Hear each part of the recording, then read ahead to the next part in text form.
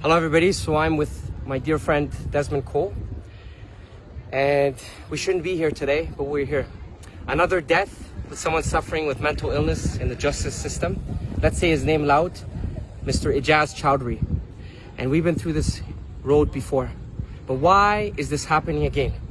And I thought Desmond could share some very important, wise words for us to hear about this tragic story. Desmond, what are your thoughts? Well, I just want to say my love and condolences to the family of Ijaz Choudhry. May he rest in peace. I came down here to Malton this afternoon with my brother because, as you say, we've seen this too many times. We've been through this too many times. And all I can say is that we're seeing something different right now, organizing in this province and across the country, where people are seeing these acts of police brutality in a different way than they were before. People are paying attention, people are looking and listening in a different way than before.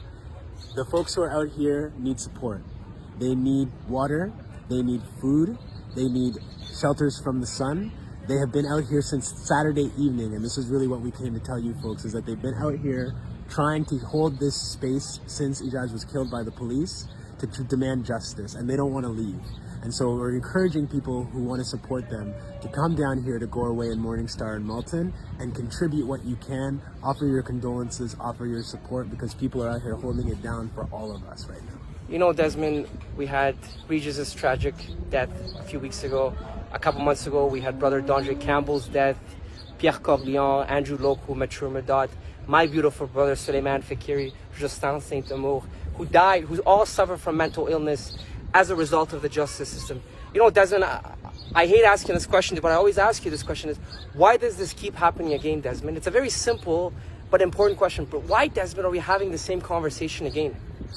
It's because, my brother, this society has decided that people who are living with mental health issues shouldn't get the care and support that they need, that they should be criminalized. And that's the reason why people are sent a police officer when what they actually need is somebody who can care and listen and support them.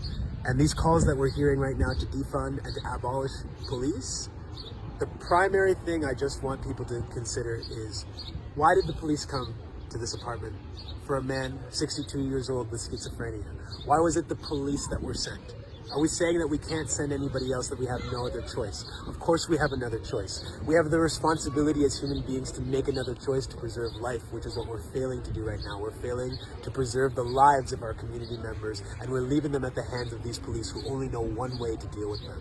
So we have to stop the criminalization of people with mental health issues, and we have to take all of this money that's being put into our prisons, our policing services, our courts, our immigration detention centers, and we need to put those resources back into the community to give people the support before they're in crisis. Desmond, my beloved brother, thank you for those words of wisdom, the gems. And you know, I like to add one thing to what my dear brother Desmond said. People with mental illness, their lives are not cheap. Ijaz Choudhry's life wasn't cheap. Ijaz's life wasn't cheap. Andrew's life wasn't cheap. Mature's life wasn't cheap. Pierre Corleon's wasn't. Ashley Smith wasn't. I can go all in all, my friends. We have to say enough is enough, and we have to work in this very important watershed movement that's going on across our nation. Much love, Desmond, and thank you for sharing this wisdom. Thanks. Be blessed, everybody.